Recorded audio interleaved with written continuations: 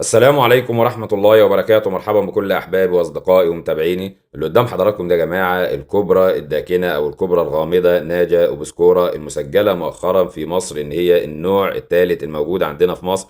طبعا احنا معروف عندنا نوعين في مصر من الكوبرا، الكوبرا المصرية والكوبرا البخاخ.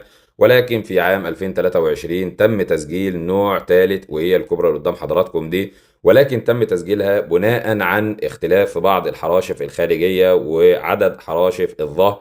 ولكن مفيش أي تحليل دي ان ايه أو مفيش أي حاجة اتعملت على الكبرى دي حتى الآن.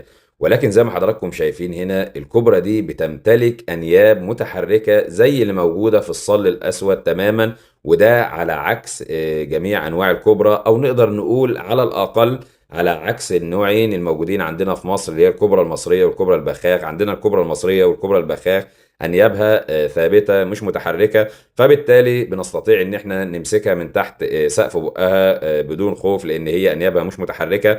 والحيات زي مثلا الطريشة أو الحية الغريبة أو أنواع الحيات احنا عارفين إن أنيابها بتكون متحركة، فبالتالي ما نقدرش نمسكها من تحت سقف بقها، لأن هي تستطيع إن هي تخترق سقف بقها وتلدغ الشخص اللي ماسكها. ولكن ده ما بينطبقش على الكبرى.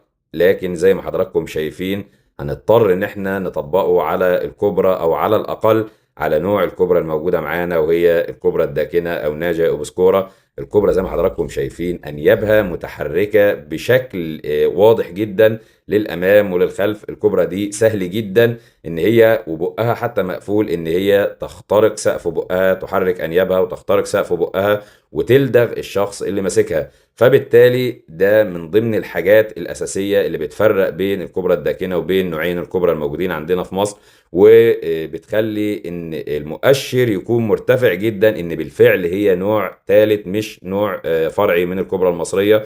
لان لحد الآن النوع ده تم تسجيله في 2023 على أساس الاختلافات الخارجية، ولكن حتى الآن ما اتعملش تحليل دي ان ايه، ما اتعملش تحليل لسمومها. فحتى الآن ما اتعملش أي حاجة تثبت إن هي نوع آخر غير الشكل الظاهري.